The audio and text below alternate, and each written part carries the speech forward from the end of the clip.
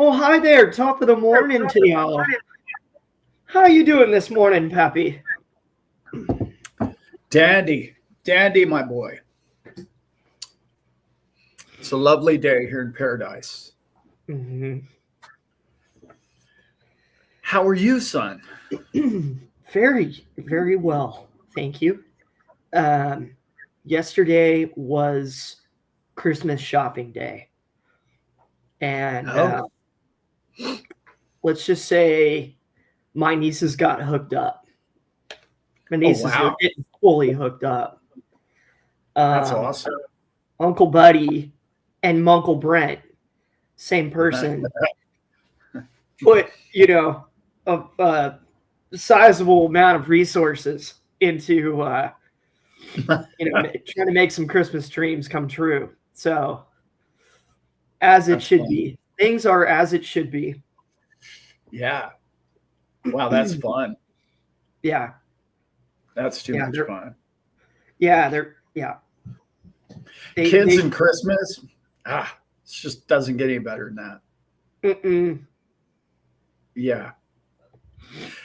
What's the overall theme that you get? I don't know, what, a 3 or 4 or 5-year-old these days?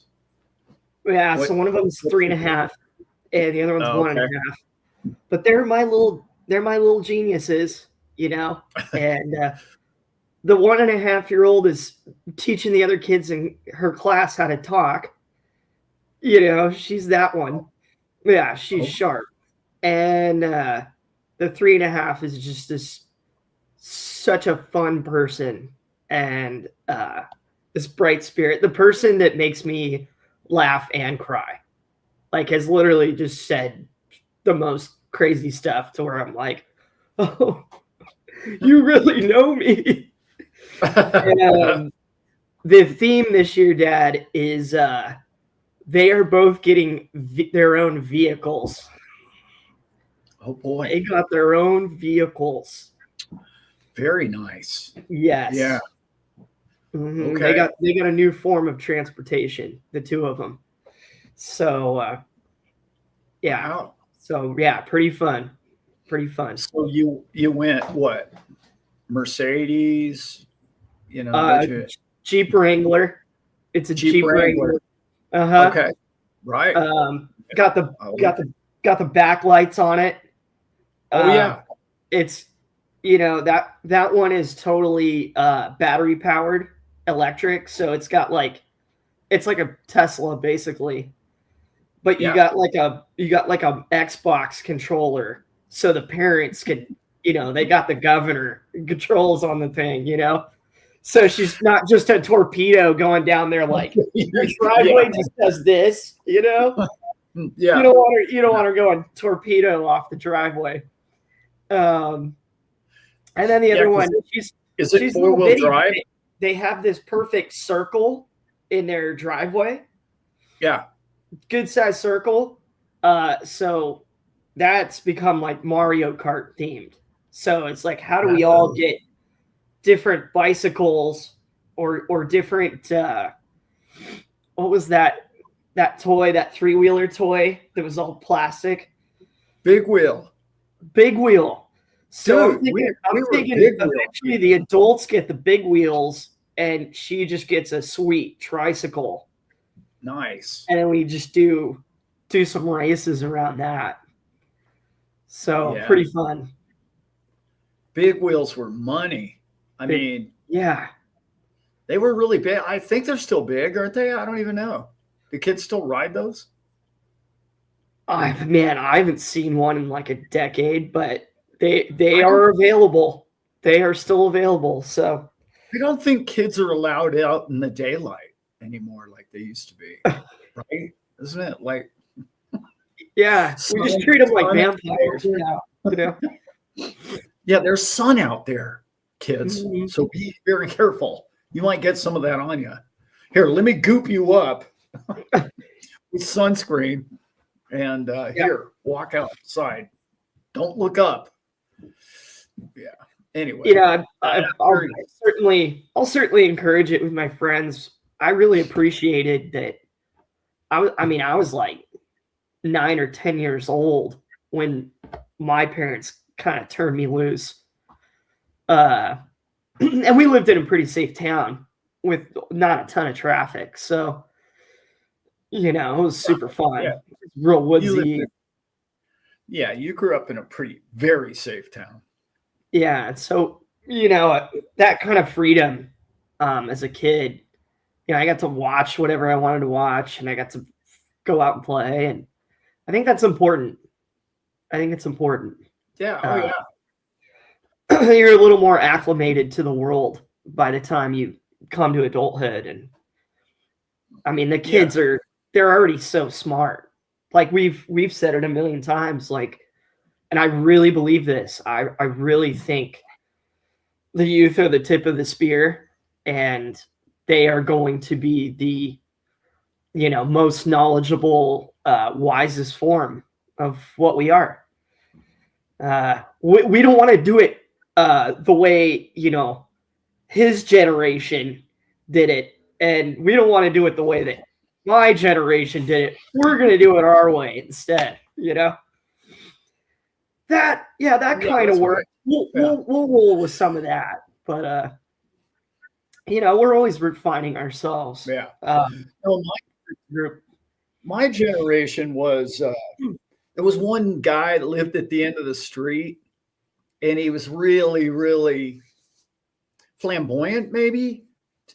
Mm-hmm. And he lived alone, and he just liked to be, around the young men of the neighborhood, and all of our parents, well, God, he's just such a swell guy. Let's just run our kids over there all day long, and he's buying them gifts and all sorts of stuff. And then, a decade or two later, you're at a campfire with all your best friends. You went, oh yeah, well, let's not talk about that guy. Let's not talk about him. Okay, the uncomfortable quietness around the campfire when. Anyway, not that I know anything about what I'm talking about there, but yeah. Oh no, we both do, unfortunately. And let's just say, everyone, that guy better hope. Yeah. You better hope and pray that he never sees me again. Pray. You better be saying his little prayers this morning is prison cell. Man. Yeah, that's kind of, in my era, it was before we even knew those guys were predators, whatever, Anyway. Yeah, not cool, man. Let's not start the show off like that. No.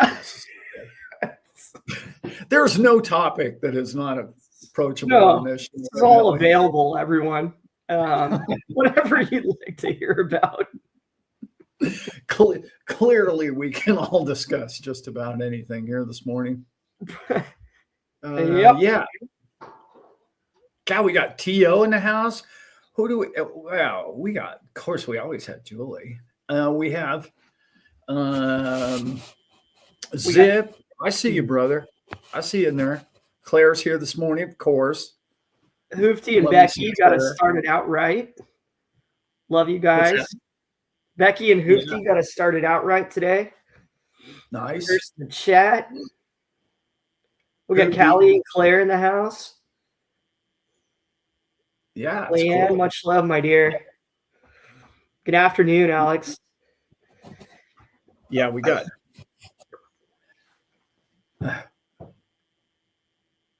I've been thinking about this. I've been thinking about Liam's question. At what point do we give up on some sort of alt season happening here? I think it's a few months, then I feel like I'm going to give up.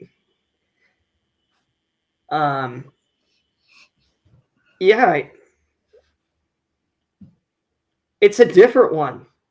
This is officially different here. Yeah. I'm really at the point now where I can't even picture how it would go down too much farther. Mm-hmm. There's no evidence of that. There's no need for it. There's no, why would somebody be shorting something that all the banks are picking up? All the financial institutions are onboarding. This is clearly it's like, shh, wait till we all get in. Yes. Time of year. And there's a lot of negative news out there about AI. And I don't even know where that's even coming from. AI's in a bubble.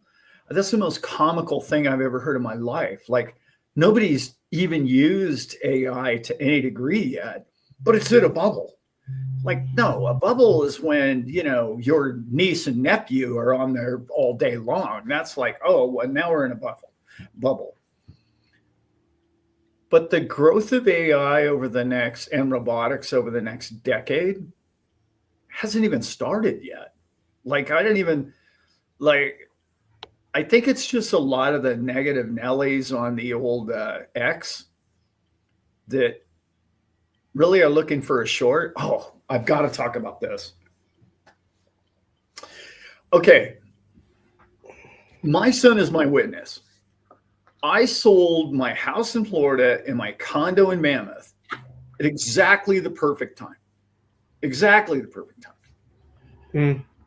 Mainly because my boss said, Alan, are you still in real estate? This bubble's about to pop. And he was a big time real estate mogul. And then the next time I saw him, which was like 6 weeks later, he goes, get out immediately. Now, I was 6 months early. 6 months early. It did go up, after I sold. And I thought, oh, well, maybe I was too, and then it crashed. Well, I don't know if you guys know Mr. Michael Burry, of fame of calling a short correct, very famous man. He got that call correct, as I did. So was he genius? I don't know. I know that he hasn't gotten a call right since, because he's been calling to short this market for 5 years that I know of. It's gone nothing but up. So far he got one right, and he's got the last decade wrong. Well, I don't know if you know this, but he closed his entire hedge fund. This is important news, guys. He closed his entire hedge fund because he was bleeding. You cannot short a market that constantly goes up forever, because the worst trade in trading is a short. Because all the way to the top, who knows where the top is? Could go to the moon. Like a long, the opposite, it can go to zero, and that's as far as it can go. So the worst trade to be wrong on is a short. Well, that's his fame, and that's his MO, and that's what he looks for. So when you're a hammer, you're always looking for a nail. That's just who you are, what you do. Well, he bled so much cash, and he is so broke, that he came out and said, I'm going to start a YouTube channel. And 400,000 people just piled on to listen to what fear has to say. Well, why is he charging $400 for his group, to be a member in his group per person, times, I don't know, whatever, 40,000 people got in his Discord? You're Mr. Billionaire guy. You get them all right. What are you doing here? Why do you need their money? Right. I'm just saying, that guy comes out verbally on one of his first shows and says, crypto will go to zero and AI is dead. Elon Musk is a short Tesla. When I heard that, I went, okay, dude, all right, I get it. You're going to prosper through the fear of others. And I know it sells. He's going to be really hugely popular. And I know he will be. And a lot of people are going to follow him. And I'll tell you, if you're shorting Bitcoin and you're shorting Tesla, good luck to you, man. God, I'm gonna get good luck to you. Maybe you're temporarily right for a month or two or whatever, but over 5 years or a decade, that's a bad trade, really bad trade. Yeah. Yeah. So anyway, I had to talk about Mr. Burry. He had a great part in the movie. It was really cool the way they portrayed him, kind of the crazy man that sort of like held in there, and just kept fighting and kept going. And then he finally got it right and he made billions of dollars. Right. But again, he wasn't the only one that called that trade. And I don't know why he got so much fame over it. But anyway, there you go. That's my Michael Burry story, because somebody sent me an article about him yesterday and I was reading it and I thought, I don't agree with anything the man said in this entire article. I mean, he's shorting computer chips. I was like, what? Wait a minute. Are we going back to stone wheels? What is he talking about? Like I don't even know how that's. It begs the question: what does he like now? What does he want to invest in now? Evidently, his viewers' money, but that's about it. Yeah. He likes that. Yeah. Wow. No, he's not long anything. Yeah. That's what I'm saying. He's a hammer that only sees nails. Mm-hmm. It's sort of like, what's that gal's name? It's terrible. I can't remember her name. I stopped watching her content because it was just so. Who's the gal that gets she does all that deep background study on the CIA and all the families, the elite families. She lives in Central America somewhere. And she comes across as this giant brainiac of research and everything else. And in the beginning, I thought, wow, this is really a sharp and intelligent individual. And she is, but she only sees negative. Even when you ask her to try and find a positive solution in her content, she can't. She's stumped. The commentator will go, I'm sorry, I'll move on to a different Whitney Webb. Thank you all very much. Whitney Webb. Oh, Whitney. Yeah. Like somebody will ask her a question that, hey, well, what do you like in the world? And she just you could just see the smoke coming out of her ears. She's like, nothing. It does not compute. You're like, okay, all right. Well, that's, a well-rounded opinion. I like that. Let's move on. Who else do you hate? Oh, this guy and that guy. This person's involved and we're all doomed. And after a while, you just can't listen to it anymore. You're like, do I know all those people are probably doing all those negative things? Of course. Yeah. How does that apply to your daily life? Do you want to meet the millions of people on the planet that are doing incredible benevolent things every single day of their life? No, they don't get any attention, do they? Because they're known as normal people. Let's just find the problem and put a spotlight on it. XRP files. Whitney Webb is a psyop. Totally. No, I'm down with that now. I'm to the point where she is so far that direction that I don't know how she couldn't be at this point. To some degree, she's clearly being sponsored by something. Somebody is being sponsored. When you actively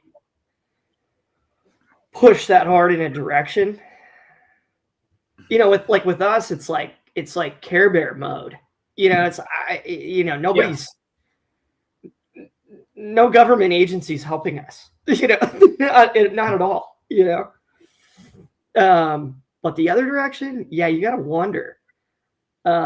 Cisco Kid said perfectly. That dog don't hunt. No, that's not what we do around here. That's it's sort of like, just, I don't know. It feels so hard that I can't imagine making it that hard on myself to try to think of, give myself the feelings and the emotional support to try to get myself into tomorrow. And then also like be able to help people too. Like, how do you help people? How do you help people from a position of fear? I mean, you better be in a really bad situation. And yes, a lot of things in the world are arguable as being really bad situations, but is it life and death? Most of it? Is it we don't have the ability to like see it through or to talk between both parties to try to come to a solution? Like, that's where it's like, dude, even the big stuff, like, there's so many people in the world now. Like, why I love blockchain is the idea and the philosophy of all of us, all the people of the world, where the 90% of the wealth ain't. It's all up in the 10. It's like, well, our 90 collectively together and the 90% of people on this globe, very powerful mover together. Yeah. Why wouldn't you try to capture that instead of go hide in your bunker, Dad? You should go in there, bring as much cat food with you as possible, and seal the hatch. Yeah, no. Right. No. And it's like we all live in different moments of our lives, right? Of every day. We live in a different emotional scale. And the scale goes from everywhere from depression or vengeance or revenge to, up in the middle areas is sort of like complacent or satisfied, right? And then when you get a little higher, start getting into, hey, I like these things. I have hope for these things. And then real high in the thing is love and appreciation. Well, there's your scale, right? You start at basically depression, problem.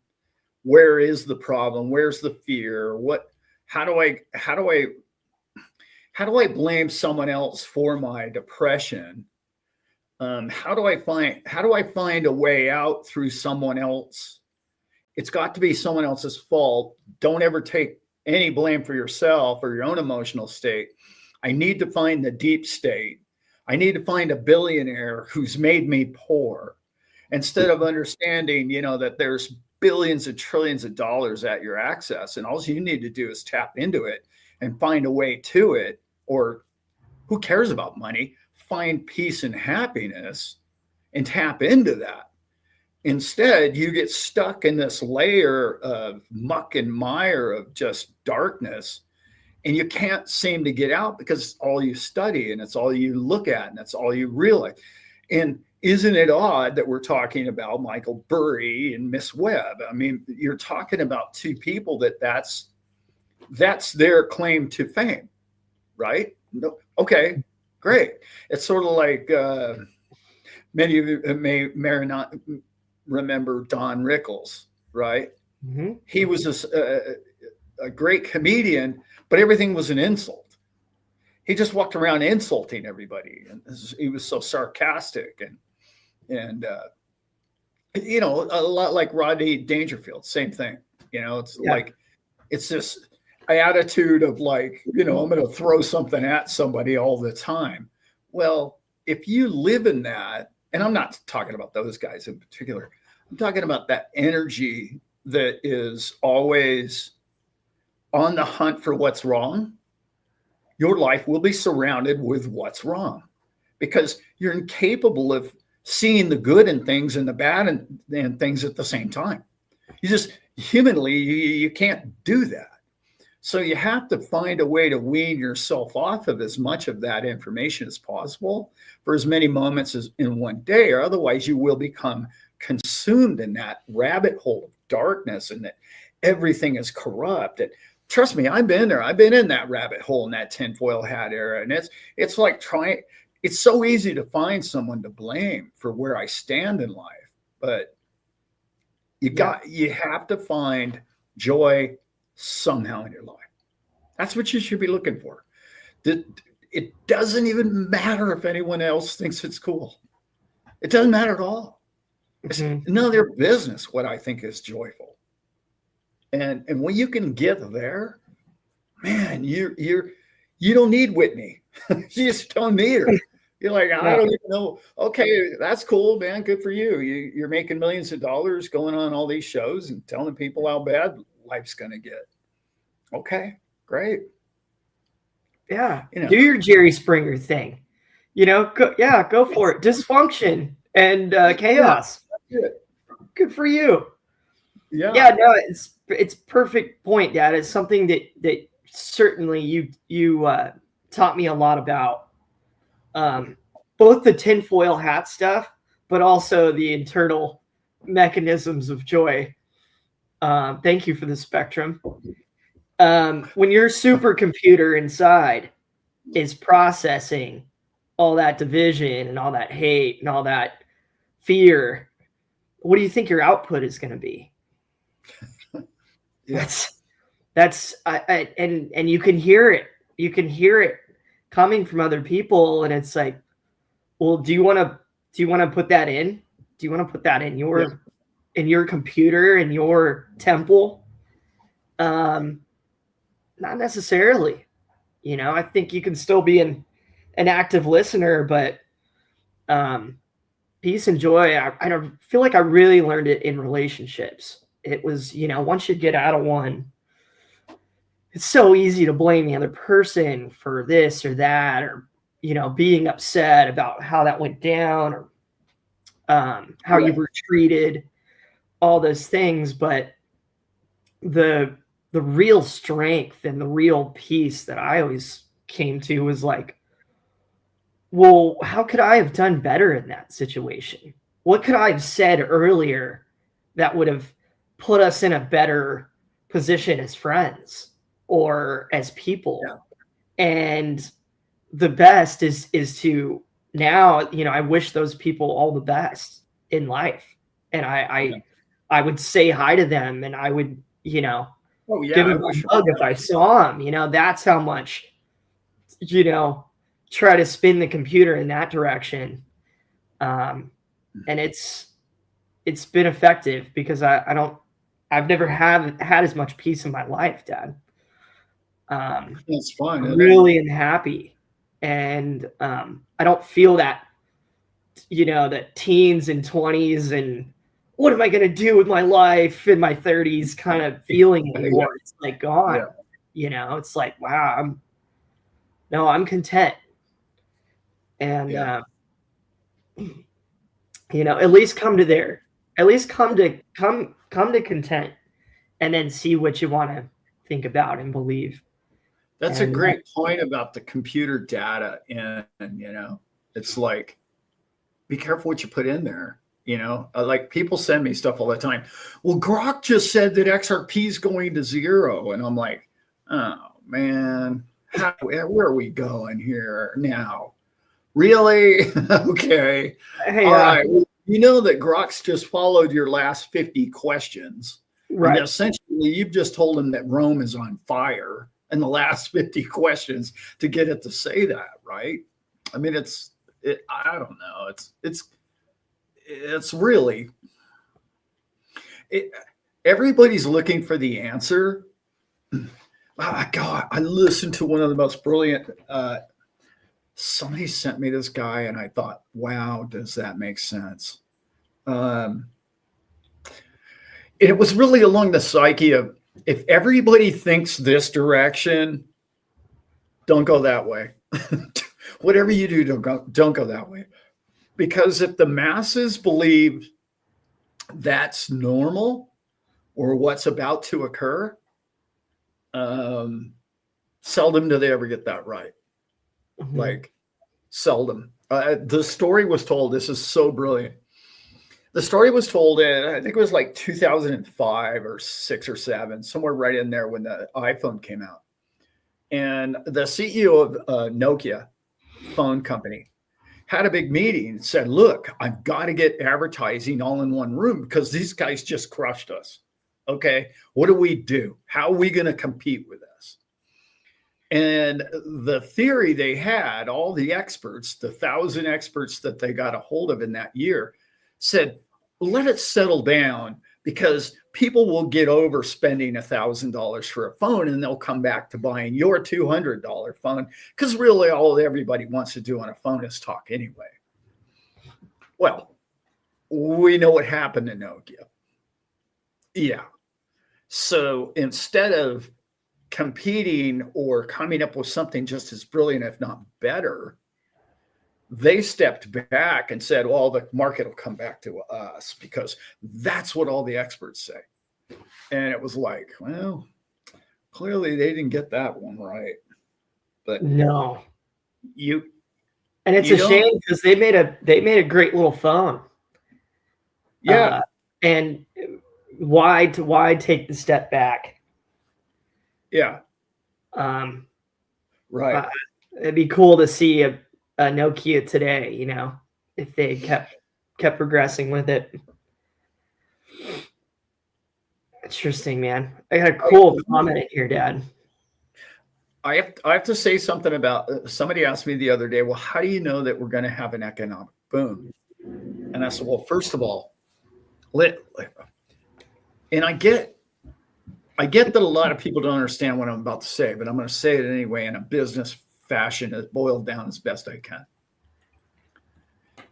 The boom of the cell phone was a big boom, okay? And we needed data. We needed a ton of data, okay? Because everything that went into a smartphone was all data, right? What's happening right now is we need computing knowledge power, okay? So that's what AI is doing for you. Now it's going to be the IQ in the phone. Well, to do that, not only do you need electricity, you need data, you need power, you need all that stuff. But what the IQ in the phone is going to tell us all is that we need to upgrade our phone. In other words, I don't even know what iPhone's on, 20, whatever model it is. 17, I think. Yeah. The last 4 or 5 they made are the same identical phone. I'd say the last 10. Yeah. Okay. And do you remember how laptops had to really your memory had to be the important thing for a long time? And then memory sort of went away because how much data do you really need on something? Because you're going through the web anyway, right? You're going through cloud. Well, what's about to happen is we're going to need memory back times 1,000,000. Okay. And that's what none of these laptops and these cell phones do yet. Mm-hmm. So you're saying, oh, well, we're going backwards. Yeah, we're kind of going backwards for the next 4 or 5 years because you're going to have the physical growth. In other words, everybody has to replace their phone and their laptop and their desktop. They have to replace all those in their refrigerator, all those in your toaster, all those in your car, all those in your house, because the other one was simply, oh, I'm just a memory. Right. The new one has to think. And that leap takes hardware, not software. And that's what everybody isn't used to yet, because we've been in a 10-year software boom, but the hardware boom is changing right now because we have to get AI to go from being software to being robotic, and the bridge between software and hardware, the robot, is everything that you handle or touch or live with in your life. Everything, all of it. I mean, down to a baseball bat is going to have its own technology in it. Maybe not a baseball bat, not a great example. But my point is, like, everything is going to have to communicate, and not in a way that it currently does. That innovation is thousands of times larger, believe it or not, than just the laptop. That's why your companies like Google and Microsoft and all these companies, they're in a lot of trouble because they're not manufacturers. So the companies that manufacture with embedded software in it is the new demand. That's the new demand. And all that is much larger than anything we've ever had before. I know that sounds crazy, but I'm not just talking about like robots. I'm talking about everything functioning like a robot.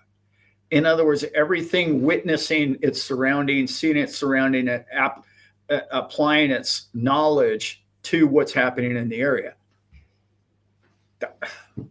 Anyway, I know I watch too much MIT lectures, but it's brilliant because everything that we do is going to become multiples easier. Multiples. Like, it's crazy in the everyday world. Anyway, yes, what a time to be alive. Yeah, Cody, exactly. Yeah. It's so fun. I see so many people around me using it now. I've used it as well, but to get specific and to plug in questions and to kind of have an idea of what you're kind of after, I think it's just such a valuable tool that, the beginning of the internet, when we just have encyclopedia, okay, cool. I can look up a definition or a formula or something that has been printed. But this feels on the creative edge. When you have, a supercomputer that can do millions of processes, in seconds. Now they're doing billions in minutes now, years down the road. That's how many calculations these things can do. Yeah. I mean, what are the limits of what it's like, dude, I want a painting of, some hottie, at Fort Lauderdale beach, walking, a dog or whatever it is. Like, and it doesn't have to be paintings. It can be whatever you need to have to help you for your job. It can be, how do I use this to make money with my money? It can be, what is it that I'm really looking for as far as answers for whatever it is. And so it's like anything else. It's like, how do we use it? How do we use it to not just to its fullest potential, but to ours? Yeah. Tools. How do you use tools to do good? Okay. Zip brings up exactly what I'm talking about. Okay. This is what we know about AI today. This is what it can help you do. All of those are software problems, issues. What I'm talking about is where it's about to go is physical. It's about to go from digital software market, which has been our last 10-year boom, to replacing anything that physically exists and moves in the future. We're not going to get away from physical things. I mean, you still need a calculator, right? Although it's on your phone, you still need one, right? But like everything that you handle, move, touch with your hands is going to be done by something else. I mean, unless you're an artist, right? Or a masseuse maybe or something. But like what I'm saying is everything's going that way, and it's going there fast, like lightning fast. And everybody is always behind the curve on this. So it's really hard for me to like stay on top of this. I know I'm way behind knowledge wise, but I stay on top of it as best I can. And to hear people on X and YouTube all over the place saying, oh yeah, the AI's in a bubble, it's going south. I'm like, I don't even understand how you could even like, where was your research? What was your study on that?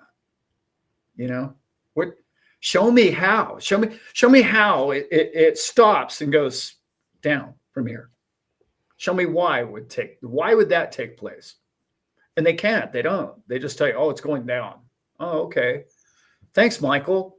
Like, show me why. How would that happen? Like, right. We don't have enough electricity. We don't have enough copper. We don't have enough silver. We don't have enough any of those things because of what? Demand. That's not a bubble. That's the opposite of a bubble. Mm-hmm. When you have a surplus of everything that the new product is required, that's a bubble. That's a bubble. We're not even remotely close to that being a bubble. And by the way, I was looking at, you want to hear something fascinating? This one blew my mind. There's a report out. Well, they've been working on it a long time, but they're talking about all of the electricity being used coming from space. So so shooting basically data centers into space, run solarly, and data sent back down. Gee, maybe Elon's involved, and like all that data being sent down to your phone or your laptop. Like, you don't need the terminal down the street. You don't need all that down the street. It's going to come from satellite, and all that computing power isn't burning fossil fuel here on the face of the planet. It's actually using the sun's rays up space, and it's just beaming the data to us. The energy savings of that is like magnitudes better than using copper electricity. And it's sort of like the cloud, only be up above the clouds, right? Yeah, it's just,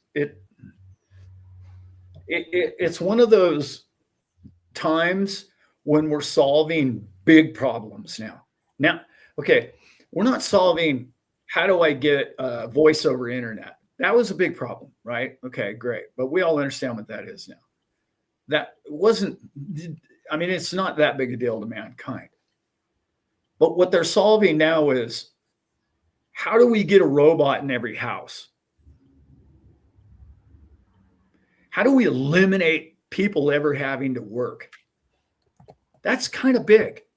Like, I don't know, since man has been around, we've always worked. In that psychology of you not having to have a job, and then you say, oh, well, we all have to be on UBI. No, that's not what that means. What that means is you get to do what you want to do with your life, is what it means. Only by you saying, well, we all have to go on UBI, is you say that in a negative connotation, but you living in a life of generations of lives that have only worked for a living. And that's all they ever knew. And that's all they ever knew what to do. Well, just like kids today grow up with a cell phone in their hand and all that information in their hand, they're going to grow up one day with never having to learn how to drive a car. They're not going to need to know math. Just think about that. It's like, why would they want to study math? It's like, it's all that calculation to whatever you need is one question away. Like, the IQ doesn't have to be you. The IQ, you can be the creative part of the equation, not the production side of it. So we grew up being, well, man has to produce everything. That industrial era is behind us. It's not in front of us. Yeah, it's definitely behind us. And the thing I like to go to is the age of Aquarius, or whatever you like to believe, or this quickening that we're all going into. It's the life you choose to live, not the life you're forced because your dad's a mechanic. Therefore, you're a mechanic. Yeah. Yeah. Even just on what we'll need to know types of things, you know, how interesting it'll be to see the changes in, you know, education when you don't, like, these tools are so easy and available. Even now, for all of us to have a cell phone in our hand, it's like, how much math do you really need to do? Yes, you've got to know how to, you know, hit some really big calculations and double check work, even computers work if you're building a bridge. But how much of that do we all use on a daily basis? So how many like decades of time do we need to spend in schools and, you know, in college, going into debt, when the information is literally right at our fingertips now? And it's just going to get easier and easier and easier. And more people are going to know how to do it, know how to do it. I think I like your point, Dad. It really it really speaks to things changing and like technology, kind of the way that software's gone. Like, yeah, the hardware will have to change. And so that'll change probably some serious manufacturing companies and some serious tech companies. And hopefully somebody comes out and starts doing really big stuff. And we've seen companies come out and start and do it with cars.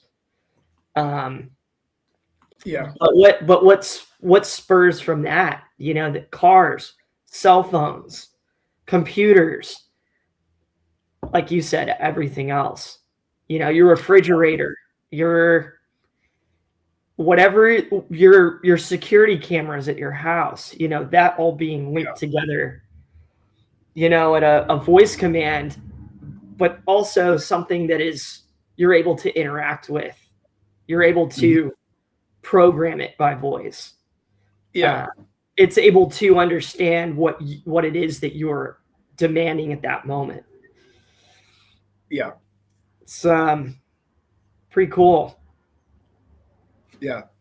It's going to be, I mean, it's everybody always thinks that it takes so long for all this to occur.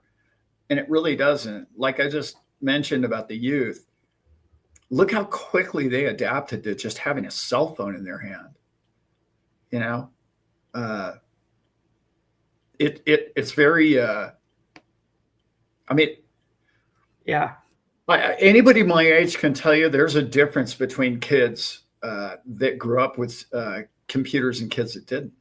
Like we see the difference in the people. And like one of the things that's already gone away, you can say it's a bad thing or a good thing. I don't really care what your opinion is on it, because it's all subjective. Like when I grew up, you used to have to interact with people, period. Like if you wanted to know how to get to anywhere, you had to ask directions from a human being. Hey, I'm trying to look for this guy's house down this street. Where, you know, whatever, this building, or hey, where's the local post office? You know, all of those interactions, you had to deal with another human being, period. And that's coming back. Believe it or not, you think that's gone away for good? No, because everything that you do now for a living is going to be taken care of. So what are you going to want to do? You're not going to sit around and surf on the web all day. You're just not. Because why? Because today you're learning on the web. You're learning on what to do, how to make money, what to invest in, all these things. all of that is going to be taken care of for you. So if all of that's taken care of, you'll get on the web to find groups of people doing what you want to do tomorrow. We're going hiking, we're going fishing, we're going to whatever, we're doing this, we're doing, a dog competition, or we're doing, whatever your deal is. And it's only going to be a place to link, and it won't be a laptop, right? It's going to be in a smartphone on steroids. I mean, these smartphones that we think are so smart are stupid phones already. They just are. If you look at the ones I play, I think I told everybody on this channel, I played around with one. God, it's terrible. Huawei. It was called a Huawei 9 last summer, and it blew my mind what it did. Wow. And by the way, half of its arm was tied behind its back because it was in North America. Like if you're outside of America, it does twice as much. And I was looking at this phone going, that isn't like any Samsung I've ever seen. And he's like, yeah, dude, it blows Samsung and Apple out of the water. And they'll catch up, obviously. Yeah. Yeah. Yeah, the Tesla phone's going to be huge. Huge, guys. Tesla. It'll kick the door in on that. I have a news flash for everybody. I'm going to make an admission right now. I have no idea what the number one crypto in the world is going to be. I have no idea. I will tell you the one that Eli picks will be. I'm just saying that. Whatever he chooses to run X and all of his entire system on is going to be the winner.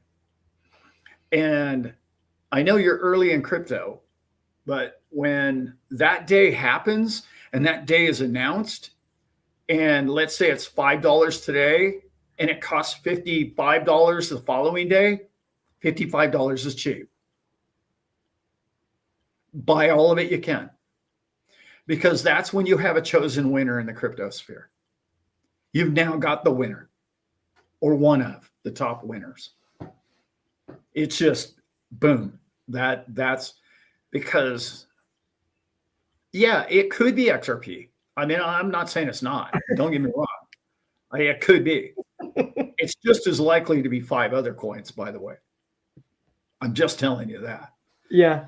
There's a lot of people that are, I hope it's XRP because I got more of that than I do the other coins. Mm-hmm. Yeah. But well, and it's utility. I hope it's XRP because of its I've been saying this for 4 years, guys. It's the real wealth, the real money and ability to be had is all of us using the crypto. And everybody's like, Brent, no, man. Then you got to like sell it and you're going to do this. It's like, no.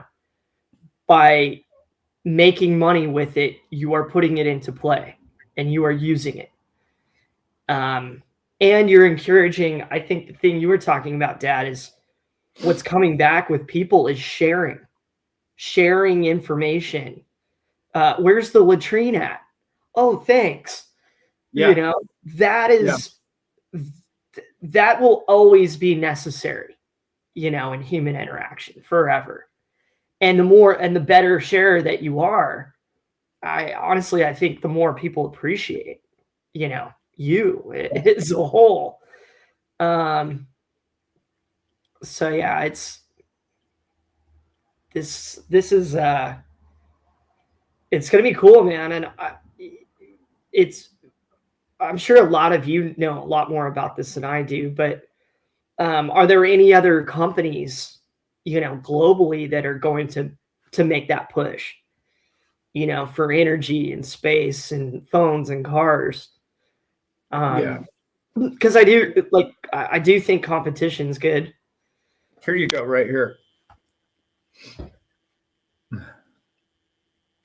They banned Google. That tells you something right there.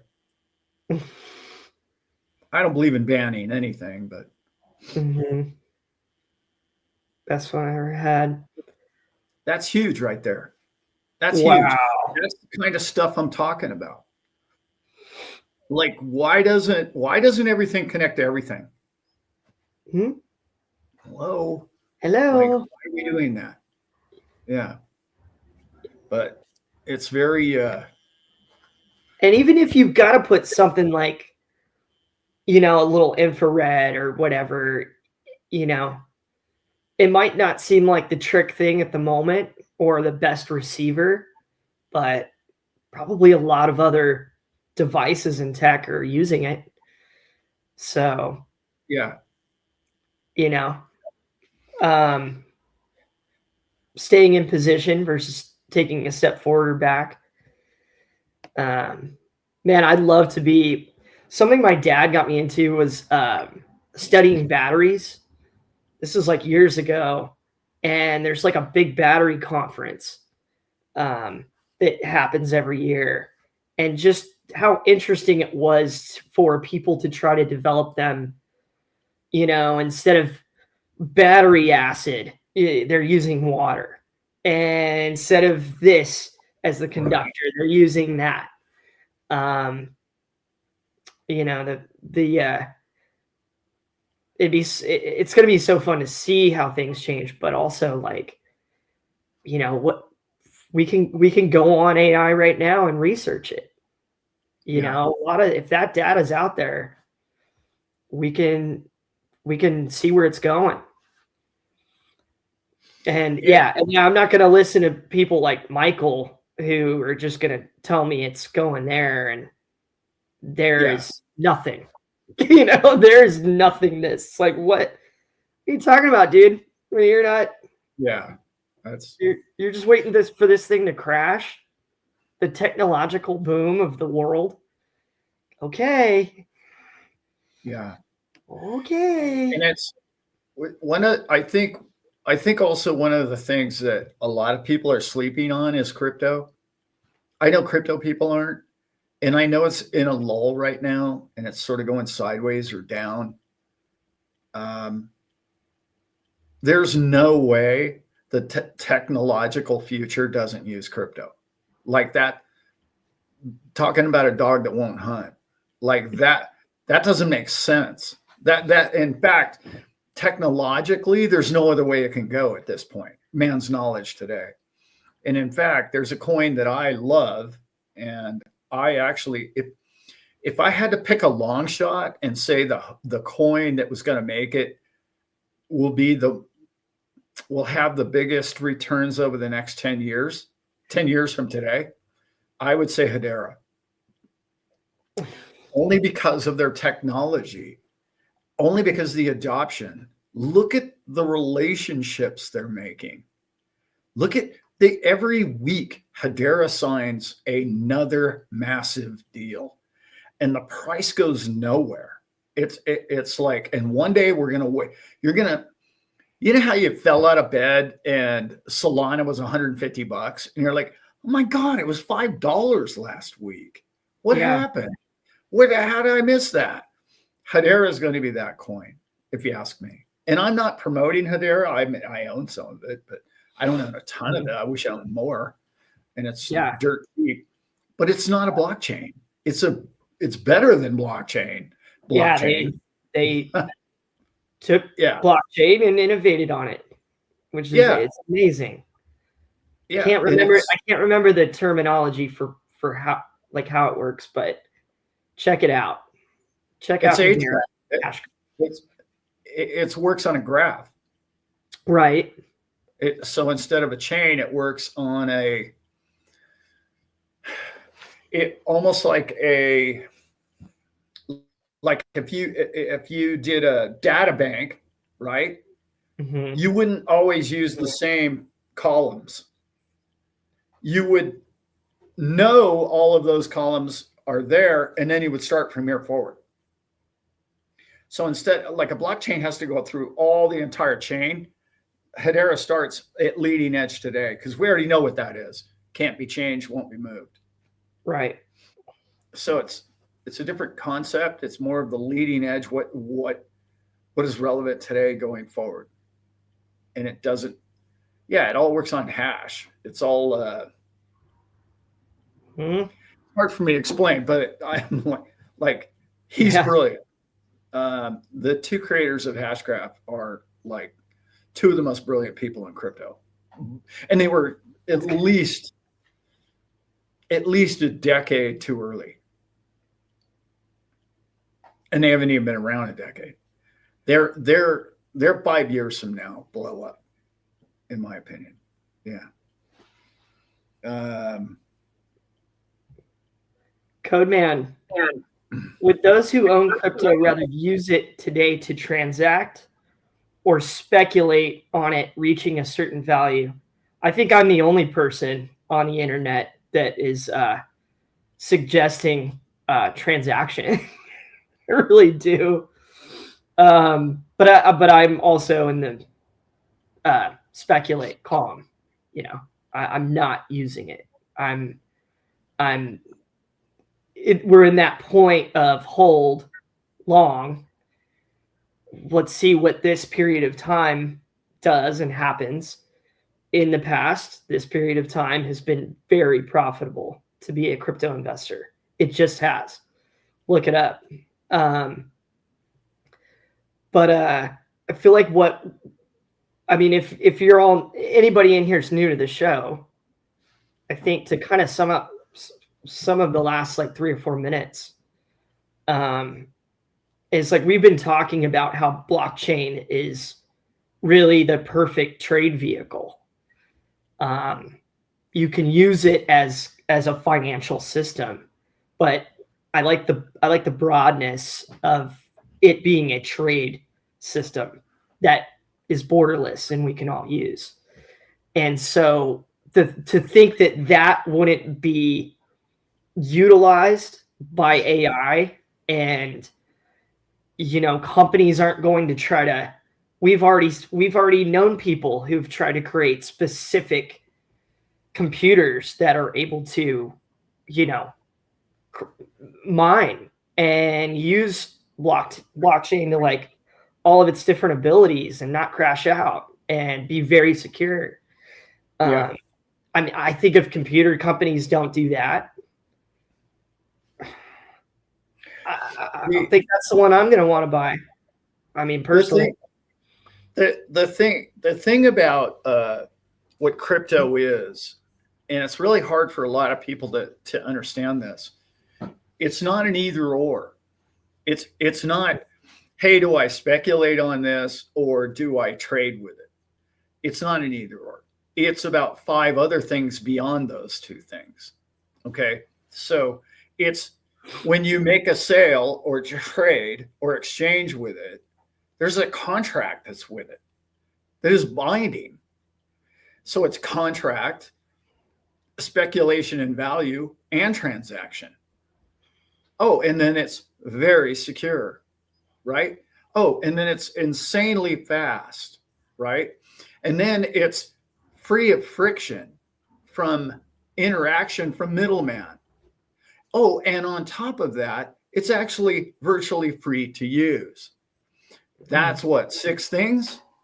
So to put it in a box is really foolish for any of us. It's so far ahead of where dollars, digits, like I had somebody the other day, why don't you just use Zelle, Alan? I'm like, why do you think Zelle's going to crypto, monkey? Like they got it figured out. They're like, whoa, oh, that? Oh, okay. Because Zelle's costing the bank and you money to do. Yes. Crypto, not so much, right? So like Zelle doesn't have all those other qualities that I talked about, the other 6. Mm-hmm. It just doesn't. And I can't stand using it, to be honest. Yeah, doesn't work right. Open sourceness of anything is so key going forward. It's like we all know this. I mean, you've been on this channel long enough. You know everything I just said. But you need to remind yourself of like, wow, it is big. It's not just one or two things. It's not like we didn't go from gold bars to dollar bills. Right. Yeah. Right. We didn't go, not even checks to debit cards. I mean, No. it's quantum leap. It is. Magnitude. That's right. Yeah. Yeah. Good call, Dad. I want to get back to, there's a really cool comment in here. Oh, I got to interrupt for a second. I know I never do that. Never. I just was invited to be a guest speaker in Miami. At what? I know. It's the weirdest thing. It's like the week before our show, too. It's the 22nd through the 25th of January. Are you going to be there? The week before, yeah, our show. And it's the 4 days of Raoul Paul. Oh, wow. He has a show there. Takes over the whole city. It's like a whole thing. Forgot what it's called. That's terrible. Then I can't remember it. Anyway. It's like he does it every year. Yeah. He does it in different locations every year. Happens to be in Miami this year. I don't know if I'm I don't think I'll go because it's just too close to what we're doing. Yeah. I'm going to jump in and throw out some really cool comments. We get ranting a lot on here on Sundays. Thank you all so much for being with us. This is so fun. And one of the comments gets to that. We'll hit Cody's here. Crypto doesn't get me out of bed. Building partnerships and creating things that last for my family does. Yeah, dude. I think family really locks that in, but I'm learning that, feeling like I have family all around me now. Good call, brother. You might want to tune into my Thursday night show. Where? That's where I talk about creating generational wealth. Code man. People are using the Go Baby Trader. I love that. Man, so excited to load that thing up.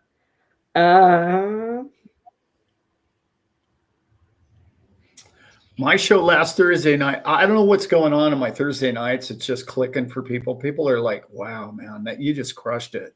I had to listen to that one twice, Alan. I'm like, I don't know what's happening on that night, but people are getting a lot out of it. I don't know that I should put this out there necessarily, but I'm very busy, as Brent knows, and many know that I'm working on a lot of projects. And I love my monologues, but I haven't been able to do many lately, and it's really bad. I should do more of them. But this channel is really evolving. It's evolving more into less of a cheerleader about crypto and more of, hey, we already know you're going to crush it one day in crypto. We already know that. What kind of financial mind are you going to have when that happens? Right. What sort of financial skills are you going to have when the day happens that you're a multimillionaire? Because that could happen to you very quickly, and then you're a lottery winner, and then you're broke within a year or two. That's not good. That's really bad. You don't want to wait this long and DCA all these years and then strike it rich and then end up blowing the whole thing. So there's a great deal of responsibility that comes with making a lot of money in life. And that's really where we're at and what we're doing and going forward. And that's going to be the educational theme of this channel going forward. Less about wow, I need to find every detail that Ripple's studying about how they're going to change the world with XRP. We're going to do less of that and more about how you don't need to be a millionaire to make millions of dollars. That's where we're looking at. Yeah. That's more of where I want to go. Yeah, me too. Me too. That's I think on your Thursdays, Dad, I really think it's your energy and your approach. You know, there's not a lot of BS, and there's also some confidence, and it's you. We can feel you running in that direction. And what I can tell all of you, you know, about kind of our tight group that we've, you know, been working with to try to start investing in different things and start to make some big moves, hopefully for all of us, is just that. It's the spirit of when we're all connecting and talking together is about doing it for the person next to you. You know, it's not just, okay, like to your point, Dad, yes, you got to get it right. You got to have yourself a plan, get yourself a couple tools, whatever they may be, and try to lock that wealth in, whether it comes from crypto or something else. But the spirit of this group is, and I think a calling, you know, if we're able to be successful and lock in some things, is to find ways to share it with people who don't have a lot, but we have, through the whole group and through everything, have found ways to make a lot with a little. And it's awesome. It's the most exciting thing to me since we've started doing all of this together, Dad, which is very cool. Very cool. I had two favorite conversations I've had regarding investing and the channel and all of that this week, you guys. So really positive. Really excited for all of our opportunities. Let me get to this comment just because it's fun. And I love Bobby. Brent, according to Course in Miracles, you, your dad, Elizabeth, Zip, and Becky are performing a miracle. Yeah, I'm one of those. I think all of us being in here right now, 124 of us coming together, and I think we all believe in that positive energy and moving forward and that humanitarian spirit. It's like, man, it feels good. It feels good to be in here with all of you and on this channel. I'm so thankful and humbled to be around such wise people, and for you all to support us being together. This is time that I get to see my dad and talk to him. That is a miracle to me, that we are still this close, and thank God, you know, because my dad, told you all, has really been my best friend, you know, throughout. We've had very, very little, you know, elbowing, and, you know, it's kind of how do we JoJo each other up?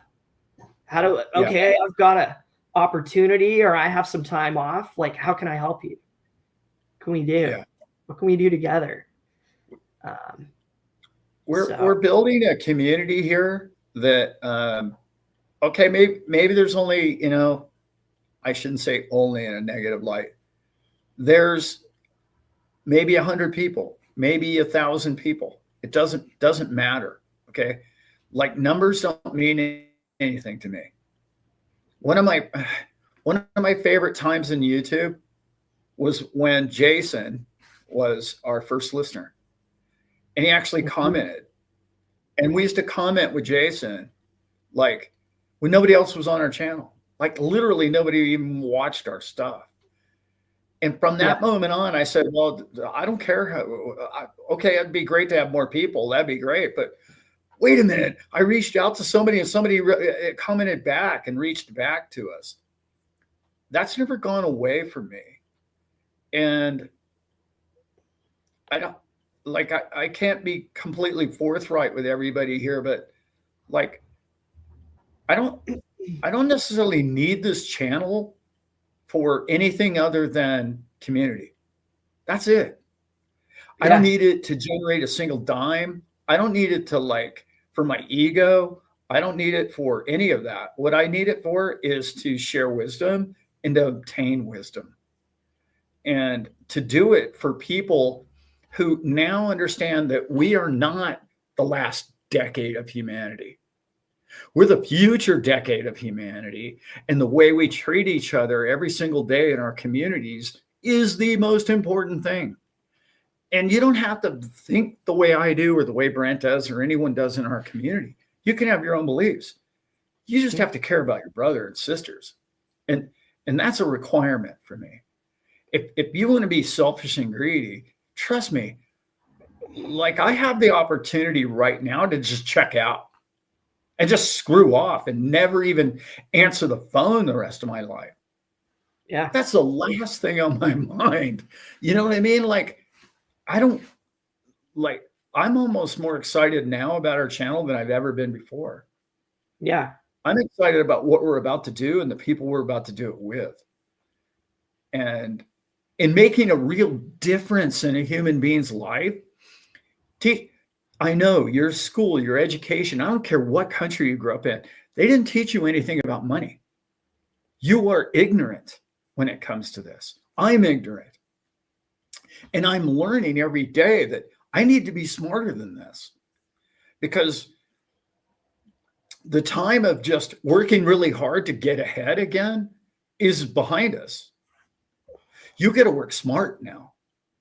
And now you're having to compete with AI to be smart. So you better be really smart or make almost perfect strategic steps. That's key. These steps have to be calculated. They have to understand the where you're going with them, and you have to understand why you're doing them. And you've got to stay miles ahead of inflation. And if you're not, you're going to be UBI, which is, again, not the end of the world, but it's not the sweet spot, you know. And I'm with Raul Paul in this. If you don't make your wealth in the next 2 to 5 years, there will be no opportunity for you to do so in the future. Which is, and I don't mean that in a negative light. I mean that in everything essentially will be free 5 years from now. So, how would you make money if everything's free? It's going to be very complicated, very difficult to do so. Yeah. And then you would ask, well, what do you need money for? Well, you need money because not every house looks the same. That's all. Yeah. Mm-hmm. Yeah. Knowledge is power, Rick. Yes, it is. Ooh. And I hope to teach as much of it as I can, share as much as I can. But people are coming to me. This isn't Alan being smart about money and being this genius. Yeah, I love that. Takes one to know one, brother. Yeah. Much love, Chef Dave. We have people that reach out to our channel that I listen to because they resonate. And they're giving me tools that I can wrap my head around. And then I share them with you. And then you and I learn together through the knowledge of this person that has focused upon this one thing that's really going to make a difference in everybody in our community's lives. That's what I do. That's what I do well. I finally figured out what I'm good at, and it's putting people together with people. That's what I do. And I've always been a person that likes people and people, so people reach out to me. But I understand now my role.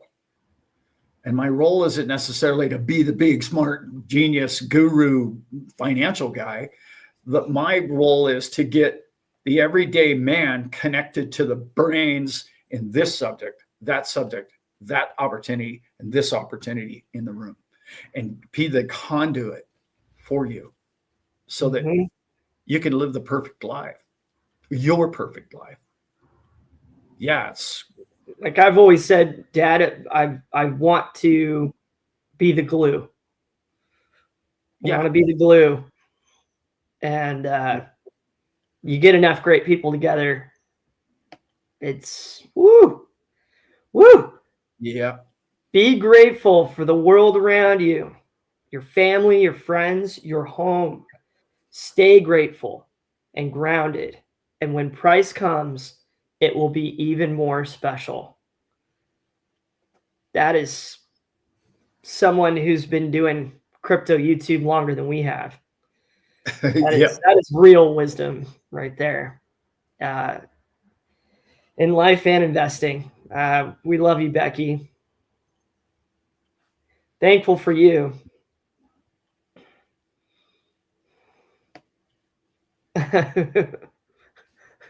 Hoofty. I am so excited for this bear market.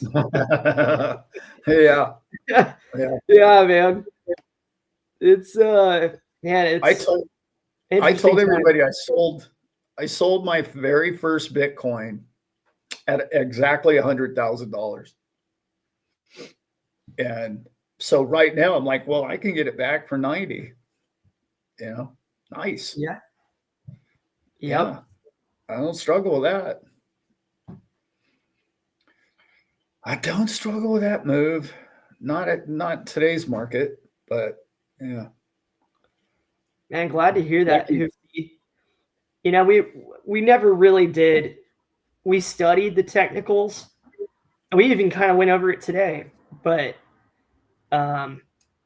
it's also a philosophy and a coming of things and a tracking of a trend. And that's just, we all have experience in that through different things. Like, Dad, you brought up cell phones. We all, pretty much everybody in this group understands the history and has seen it carry out in the world of cell phones.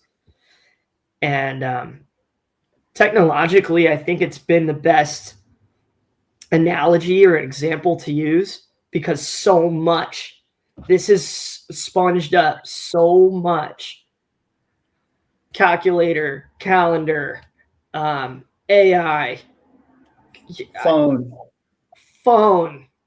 internet, camera, flashlight, movie camera. Yeah, that's my flashlight.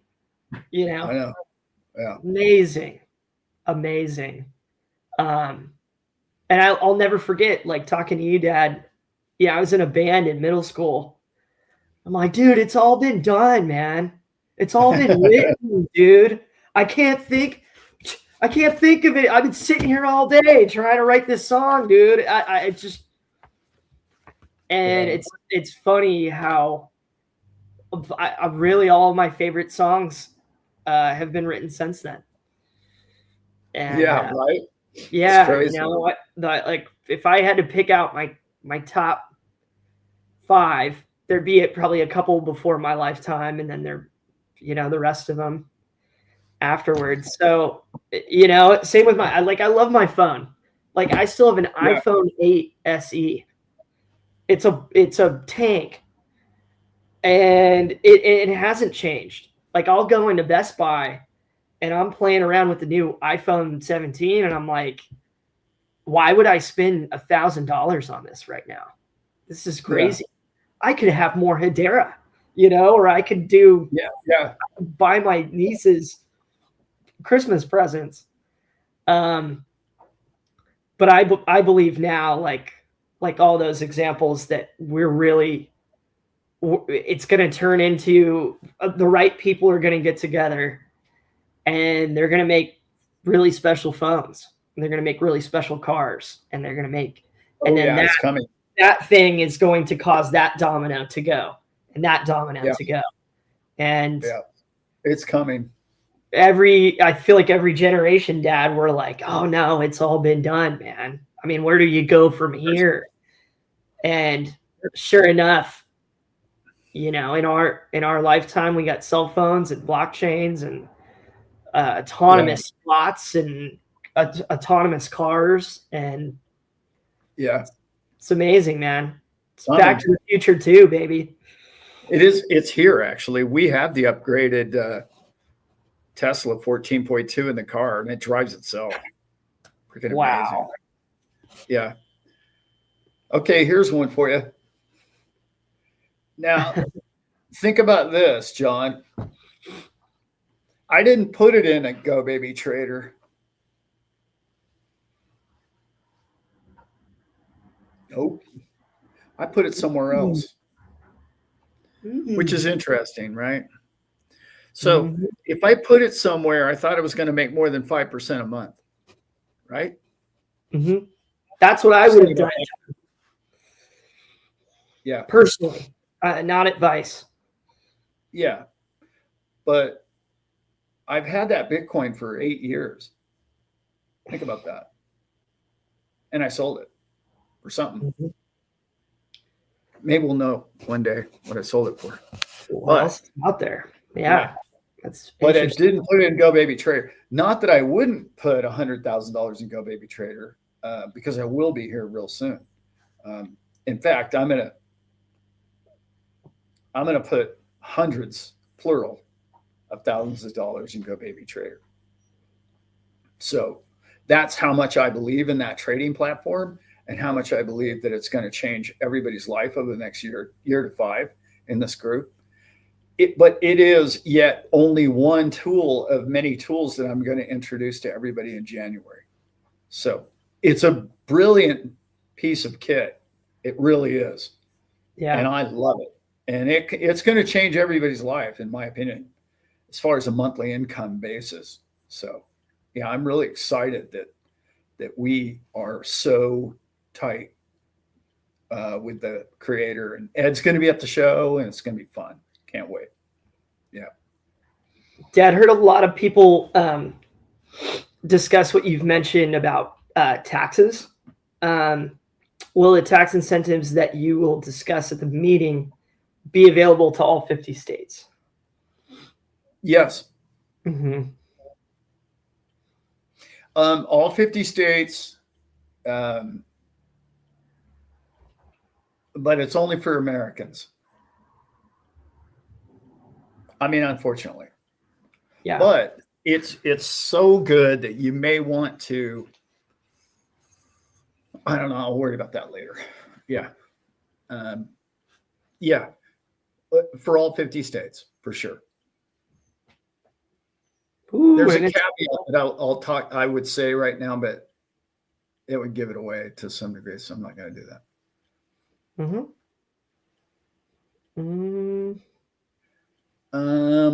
When do I think chat or GBT? When do I think it'll be up on Uphold? I don't know that it ever will. I don't think so. I maybe. I don't know. That'd be sweet. I really am going to recommend everybody give Coinbase a whole lot more faith than they have. What? Yeah, I know. I want it, and the reason why I'm saying that is two things. The two most important brokerages 5 years from now is going to be Robinhood and Coinbase globally. They're going to blow away all the others. They're going to blow them away. And I hope I'm wrong, because Jesse's an incredible man, and I do like what he's doing over at Kraken as well. But I'm not a big, I mean, I like Binance if you live overseas, but I don't like it for North Americans. But, and I think that it's going to be very, everything Coinbase is doing right now is for the clients. It used to be for Coinbase. Coinbase. Now it's like we want to open the doors to everybody in the world to get a Coinbase account. And remember, they went public. They are a public corporation. And if you understand what that means full exposure, full disclosure, quarterly. You have to find out exactly where all their money went, how it went there, where it went, who made what are the percentages, what are their profits. All of that is public information. No more hiding behind these trades. Oh, we got this little trading bot over here where we make billions while everybody else lost money. So that's key. That's big because a lot of these exchanges don't expose that. So, yeah.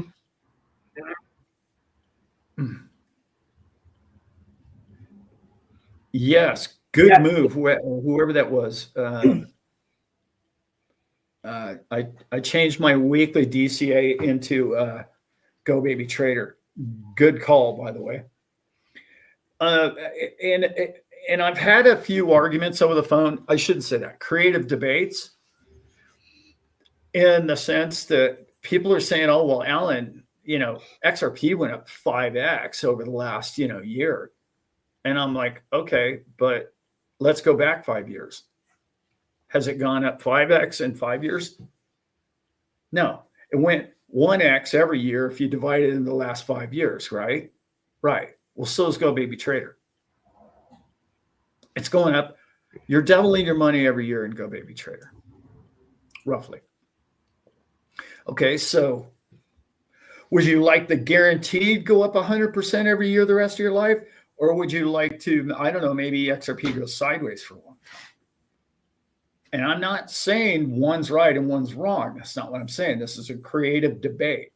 It's like one does one thing and one does another thing. Would I take, okay, here's the thing. Do you want all your money in a stack of lottery tickets that is one day going to punch a winner? Okay, that's pretty cool. Or do you want a monthly income in your life? That's the debate. It is. It is. I'm not saying you shouldn't. I'm not saying you shouldn't own some lottery tickets, because you should. Yes. But if XRP goes to $1,000 and you have 1,000 of them, that's $1 million. Like, how many XRP coins do you need? Really? 5,000? Okay, so you got 5,000 XRP coins. But if you have another 20,000 XRP coins, that $20,000, those 20,000 coins is $60,000. And for every 60 is earning $50 a month, or for every 1,000 is earning $50 a month. You're making thousands of dollars per month to go fishing, quit your job, get your wife to quit her job, quit putting your boots on when it's freezing cold in the morning when you don't feel like going to work. You could sit around and watch the Staple Crew all day long instead, right? Like, instead of going to work. The more we've talked, you're going to need passive income one way or another. You're going to need it over these next few years. You can get it in multiple different ways, but you're going to need that. This is just one of the tools that we're going to run across. Yeah. And it's we keep hammering it, but I think it's, talking to my dad, it's such a theme of what we're going to try to do here to help the people around us. It's how do you go Lewis Jackson, right? How much is enough to either make another income for yourself? How much money do you make a month? How much do you need to put into, said autonomous trader or other investing vehicle to be able to generate that much each month? That's it.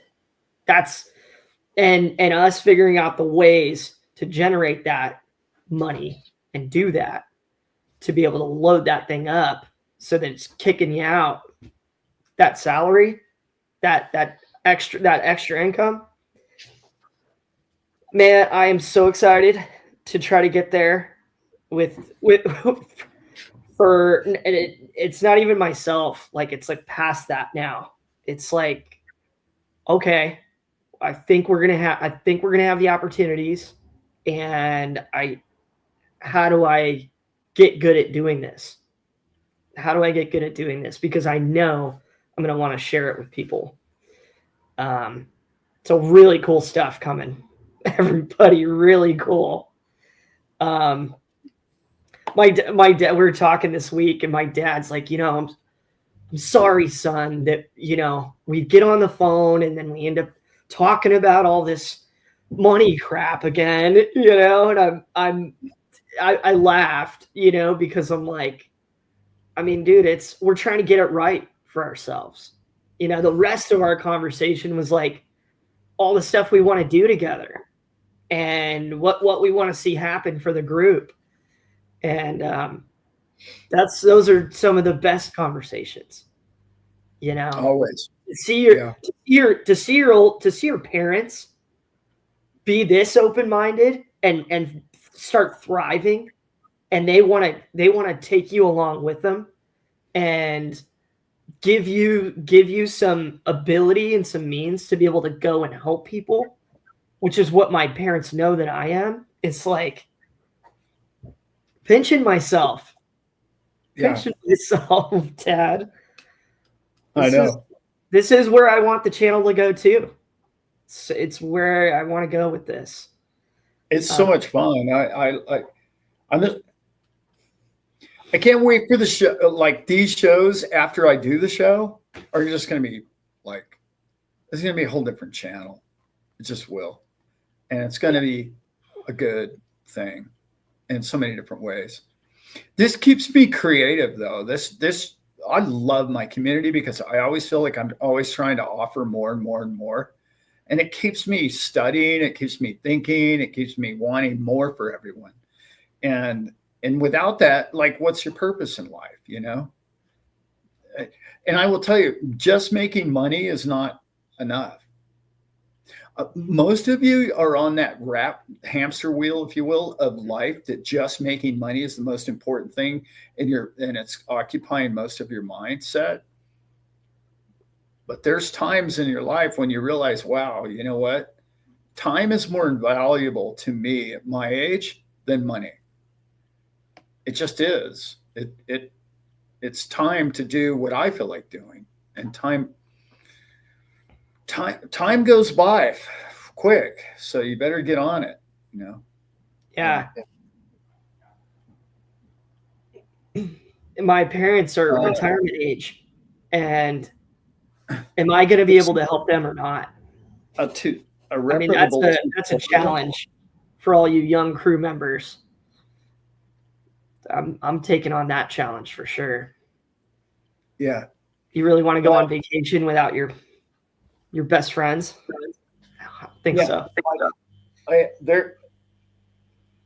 A rabbit tutorial. I just gave you one. But onboarding process, Dad. That's a great question, Jax. It is a great question. You can get a hold of Go Traders. Like, their customer service is off the hook. I mean, anything you want to ask them, they'll answer. We do a Monday night show every other Monday on a Zoom call. You can join that and ask any question you want. They go like 2.5, 3 hours long. They're crazy. Yeah. Nice. We do on Mondays, every other Monday. That's good. Simon says crypto.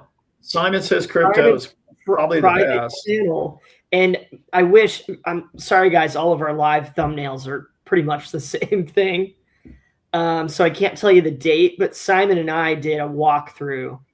Granted, it was very basic. His numbers accidentally kicked out that day, but he walked through the whole platform and was talking about each spot. So check out Simon Says Crypto at his private channel. I know he's been creating videos about it since then. I just want to say this, and it's so important. And I know that you shouldn't listen to me for financial advice, and I know that you shouldn't. Okay. If you don't have a Go Baby Trader yet, you're losing money every single day. I don't know how much clearer I can be about that. It's not a scam. It's not a ripoff. It's not anything like that.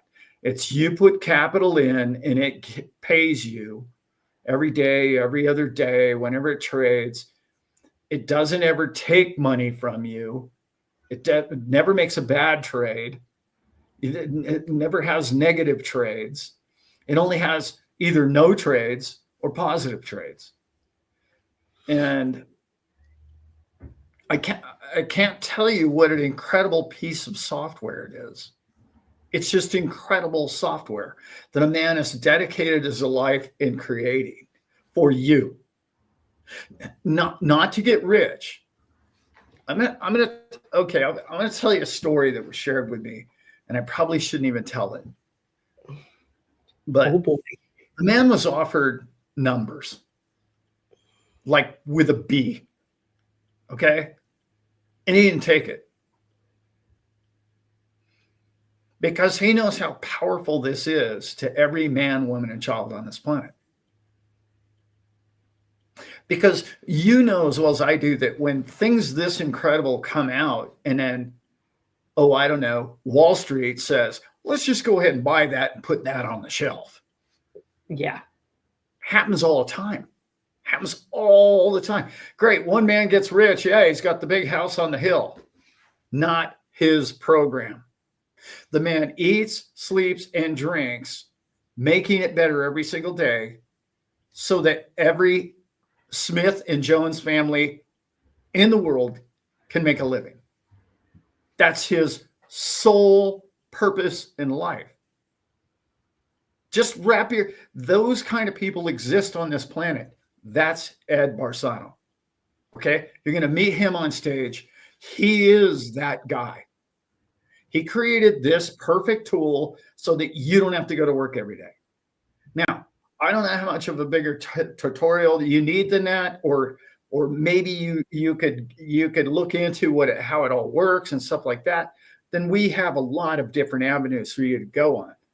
But there's a lot of people that are telling me, Ellen, I got $150,000 worth of XRP. I'm going to be just fine one day. And I'm like, well, yeah, except for your, if you have $100,000 in XRP, that could be making you $5,000 a month. And you still have $50,000 worth of XRP. So how would it feel to get a check every 30th of the month for $5,000? Would that change your life or not? I'm just saying, and everybody has that opportunity. Let's connect the two ideas here, Dad. Great question, Atlantic. Is everyone okay leaving $1 million or $2 million on the exchanges for the trader? Not being sarcastic, just asking. Yes. Right? Yes. So if you've got however much you want, let's not, like for me personally, I'm looking at what would I really need to live on a month where I'd just be thriving. Probably 10 grand, 15 grand. I could definitely, I've lived out of my car for 3 years.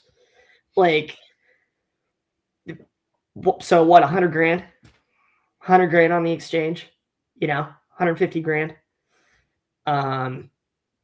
But to have your money working for you and have and be diversified, and not just have the lottery ticket, I think is what you've talked about forever, Dad. It's that hedging against inflation. It's that in the green every day, no matter what. Which is why I'm so pumped about us all having the ability to have the trader and what Ed has done. let me say this.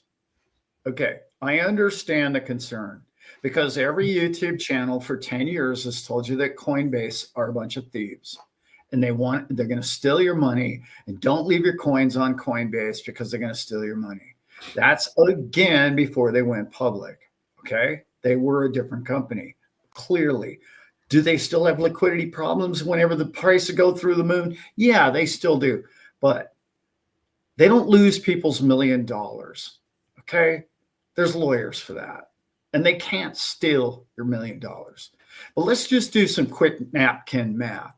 If you go 12 months with $1 million on your Go Baby Trader, you now have $2 million.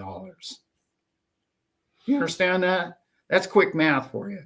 So you have 12 months to where you claim that you're at risk.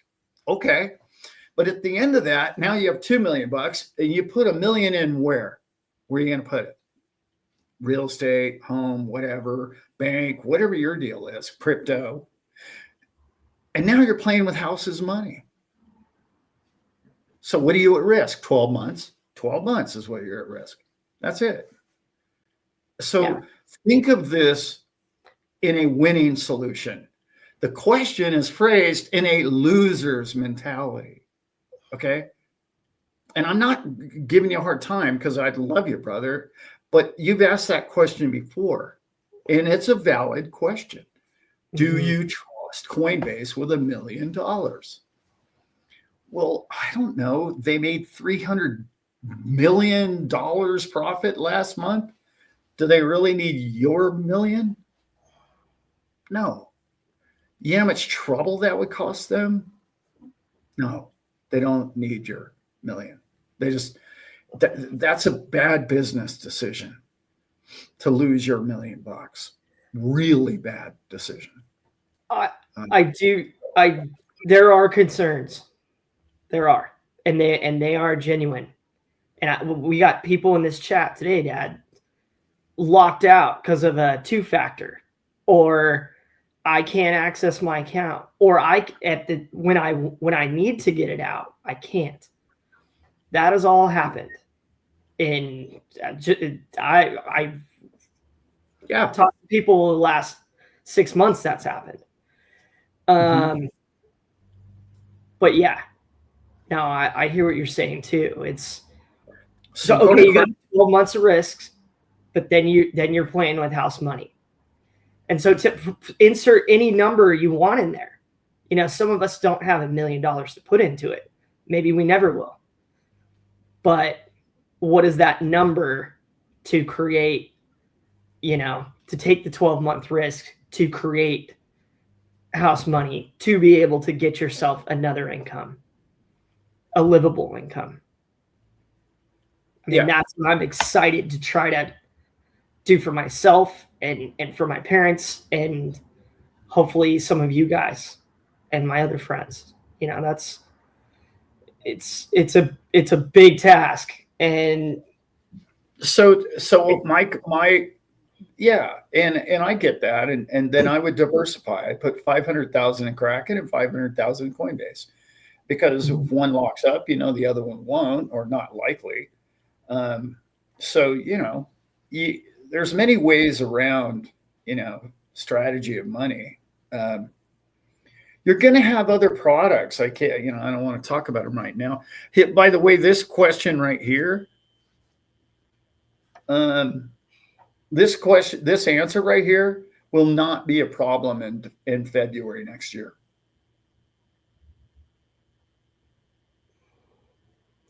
You're going to have the opportunity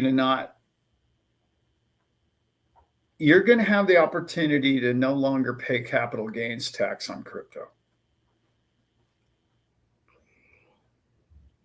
That's a big part of why I'm doing the show. So I just putting that out there. Doesn't mean everybody's going to want to do it. Doesn't mean I'm saying that if you're wanting to do that, and if you're tired of waking up every day and worrying about the tax man over your shoulder, there's avenues for you. And if you're the type of person like me who I don't think they have any business in my wallet. In fact, I'm pretty sure that my forefathers risked their entire lives, uh, uh, the threat of treason by even coming to our country and creating the documentation in which they created. And nothing but bureaucrats and politicians have given it all back.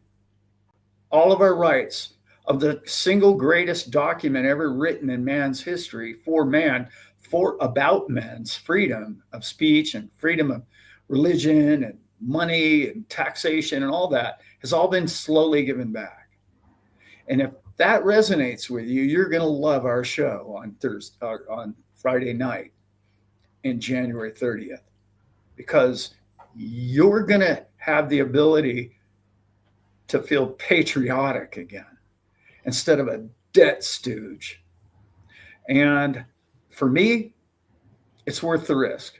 There are some people that go, oh, death and taxes, Alan, death and taxes. Right. And I'm like, okay, cool. Yeah. All right. Good for you.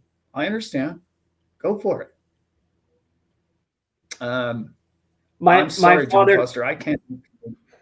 My father's been somebody who has been very fascinated with trying to accomplish that and find the ways. And I'm really excited. Really excited for that. Yeah. I don't want to be a debt stooge, tax stooge. Right. Dude. And John Foster, I can't help Canadians.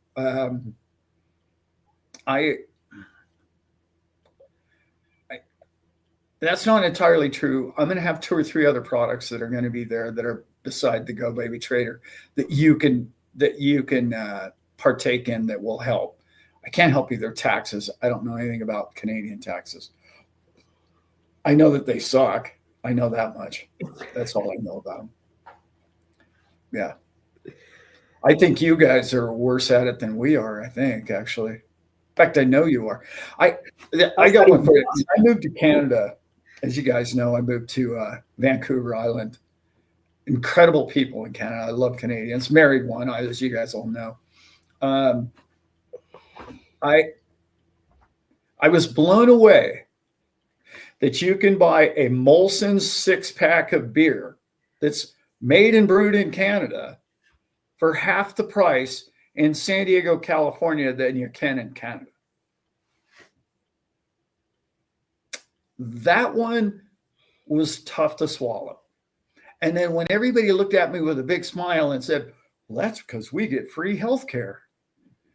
And everybody I talked to in Canada, whoever had to have a serious operation, said, oh, well, I can either wait 9 months to have the use of my arm back, or I can go to Buffalo, New York and get the operation done. Every single one of them told me the same story. But yet the whole time they're spending $12 a 6-pack instead of $6 a 6-pack for a Molson. It's crazy. And they all seem to, it's the frog in the boiling pot, right? You just slowly, oh yeah, well, there's a little more tax and a little more tax. And you're like, what? I mean, you guys are like one of the largest oil producing countries in the world, and your oil or your gas is more expensive than it is in California. It's like, how, what do we do? Anyway, don't get me started on taxes. Too late, right? Too late. Too late on that. Hey, Jack, much love to you in Australia. Much love to our Canadians too. I'm with Becky. I have a lot of Canadian friends now.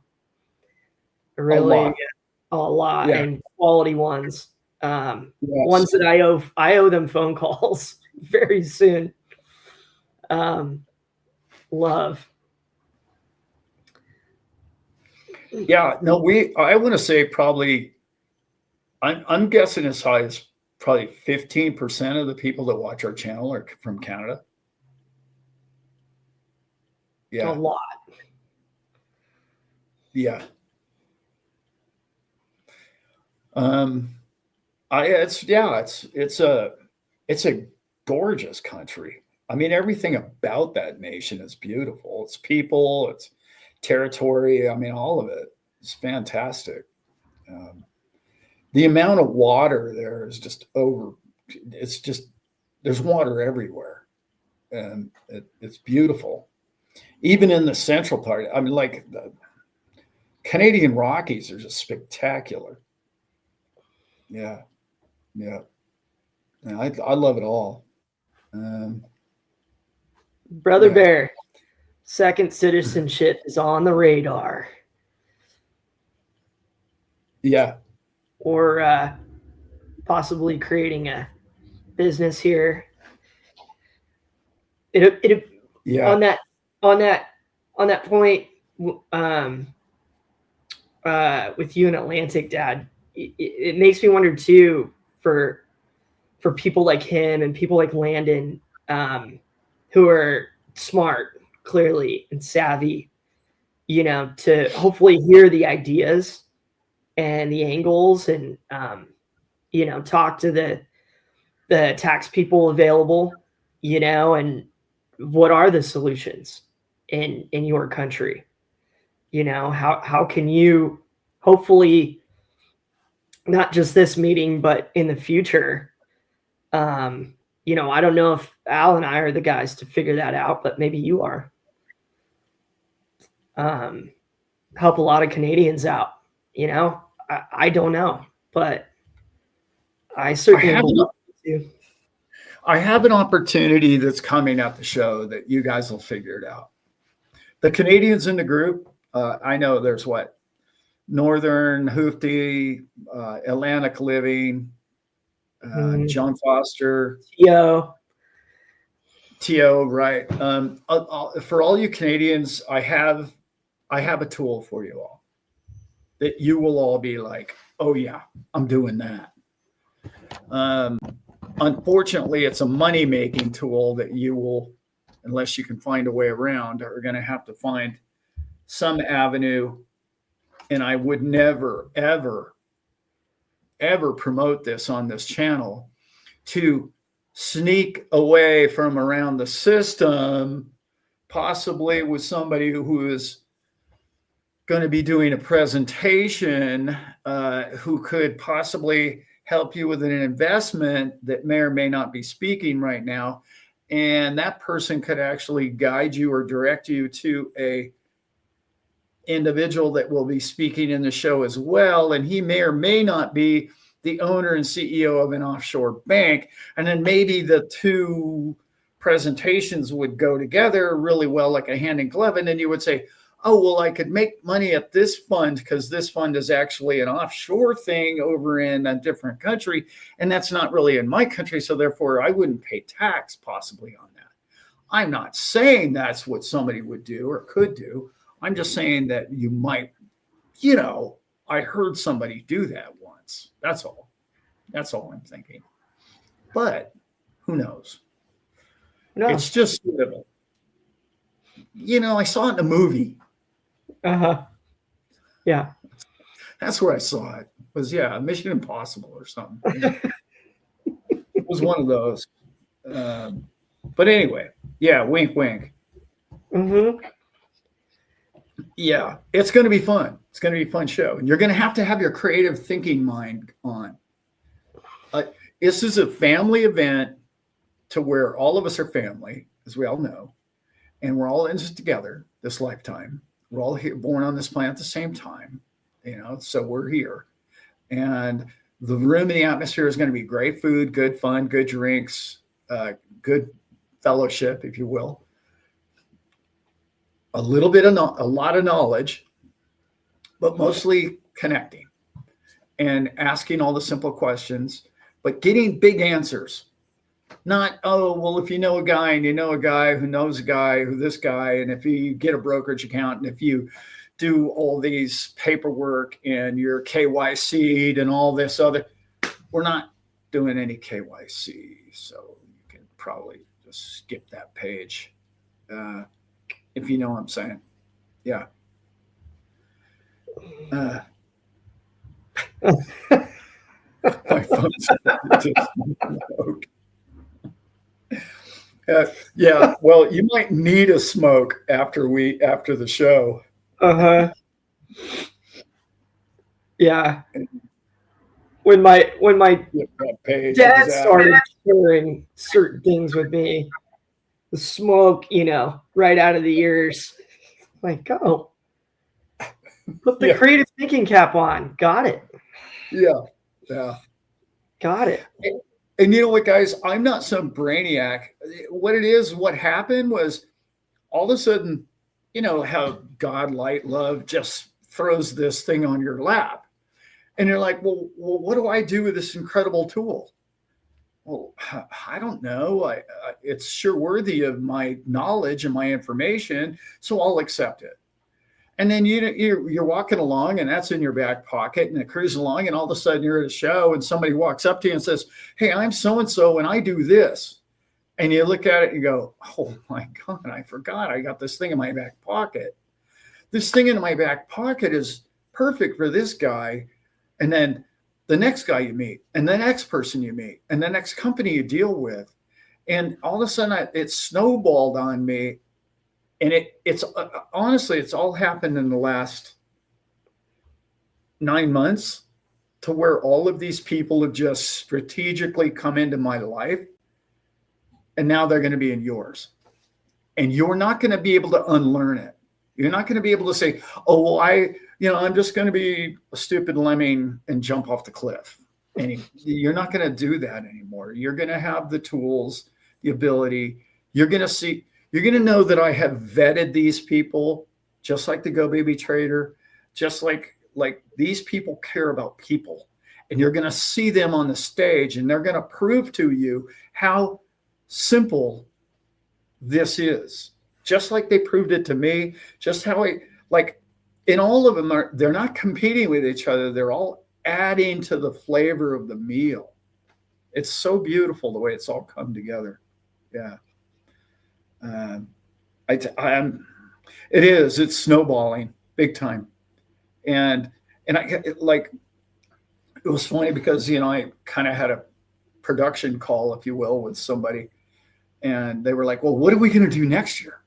I go, "You understand that God's love just keeps coming as long as you're listening. It's pretty much that simple. All you got to do is keep your ears open." And I can only imagine how great these opportunities are going to allow people in their lives going forward. So, yeah, it's expansive. Yeah, very expansive. Yeah. Fun stuff. Oh, how do we do it together? Let's do it together. Yeah. I might be in Miami for 2 weeks now that I think about it. Maybe. I don't know. No, I can't do that. Yeah. I got to get rolling, Brent. I have a shed to build. Oh, nice. Another beautiful shed. Excellent. I had someone ask me, "Am I going to record the show?" I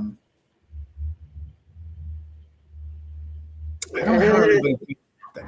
There's a lot of people in Europe that are going to be able to make it, just logistics and the rest of it. But I don't know about that.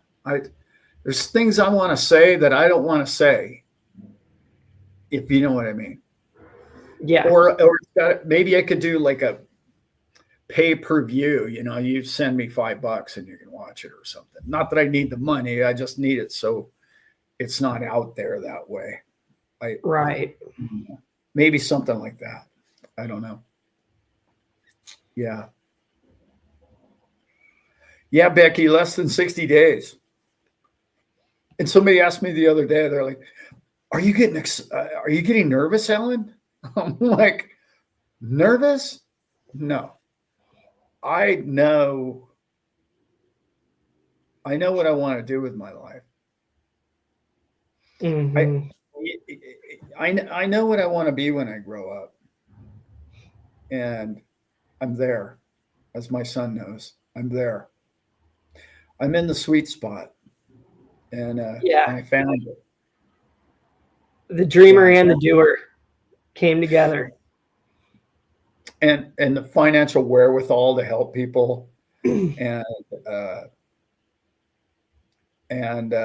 being on stage. I like it. I do. I used to be nervous and scared of it, but I like it now. And I was never that guy. I never really had any stage experience, but the couple times that I've done it, I like walked off the stage going, I'm doing more of that. Yeah. I highly recommend anybody to do it, by the way. Questions about tickets. I recently emailed about tickets for the show and haven't received confirmation. I recently emailed about tickets. That's odd. Go to our website, David, and email us specifically if there's an issue. Becky, do you have that email address? So let's put that up. But it definitely I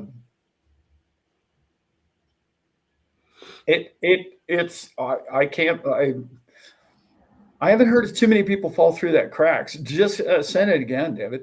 I don't know what else to say.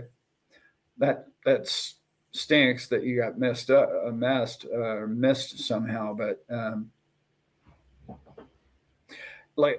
am going to say this, and I'm going to go ahead and say it now. I don't want to do that. I'm going on other people's shows talking about the show. In fact, I think I'm going tomorrow. Tomorrow I'm doing a show with Judy tomorrow. And I'm doing a show Tuesday. And I think I'm going to do something with Lewis next week. So what I'm saying is it's going to sell out pretty quick. I'm pretty sure of that. But I want everybody that's in this chat to get a ticket. That's why I haven't done any shows promoting it at all. Yeah, we'll figure out. Here is the email address for it. If there is an issue, why I was saying go to our website and email us directly. Besides this one, David, if there's an issue, we'll make sure it works out for you.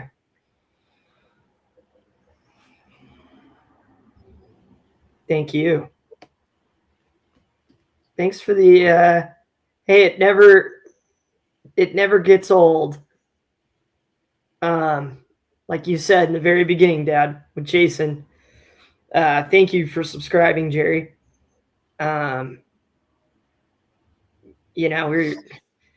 such a cool group, man. There's a lot of loving people here. We're all about it, man. We're all about living good, and being good to one another. And I'm excited to be the doer and the dreamer that my dad has just worked tirelessly on this channel and outside of it. So very excited. There he is. He's a good boy. He's a good boy.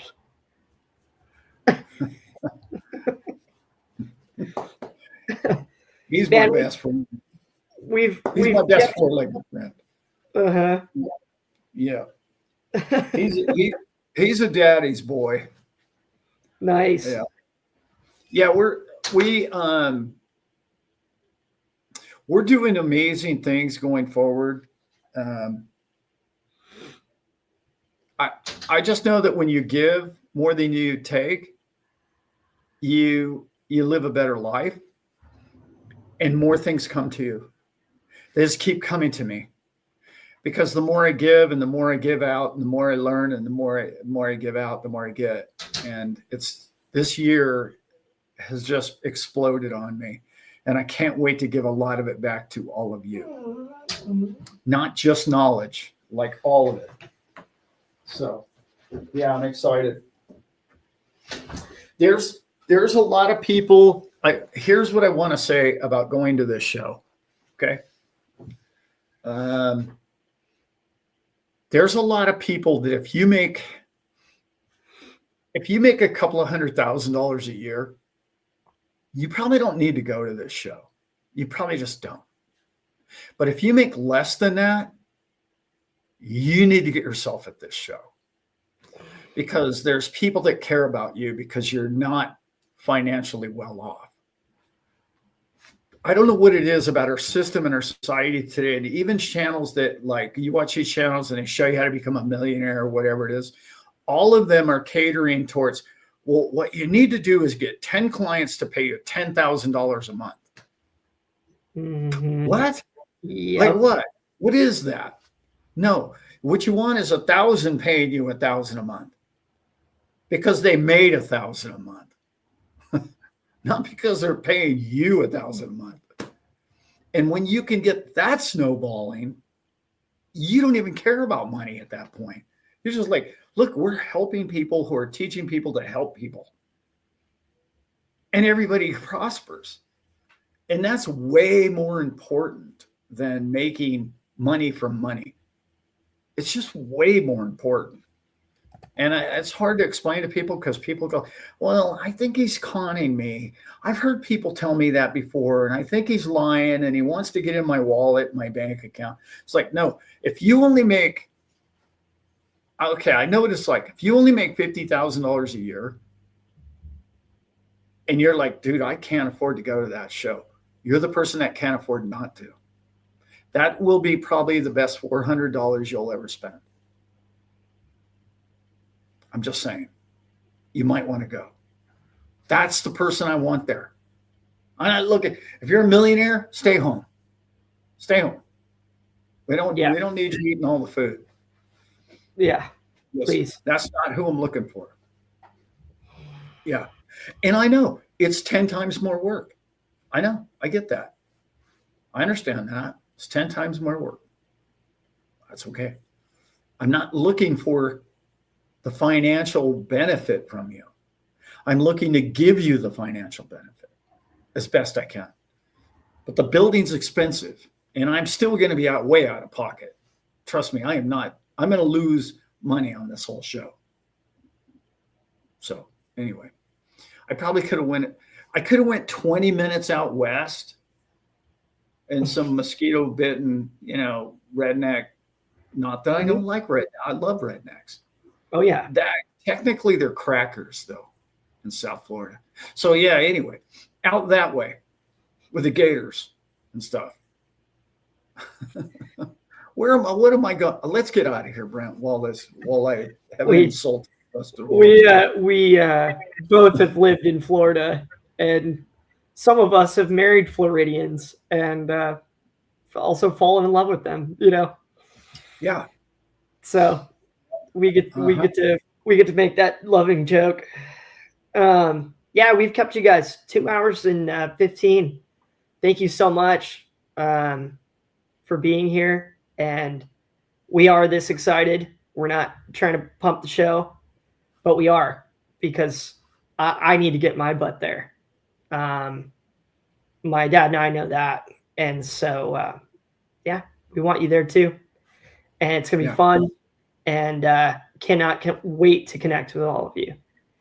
This is game changer stuff. So let's do it together and find ways to learn it and to do it and to teach it, so that the people around you can have it a little bit better. Much love to you guys. More fun to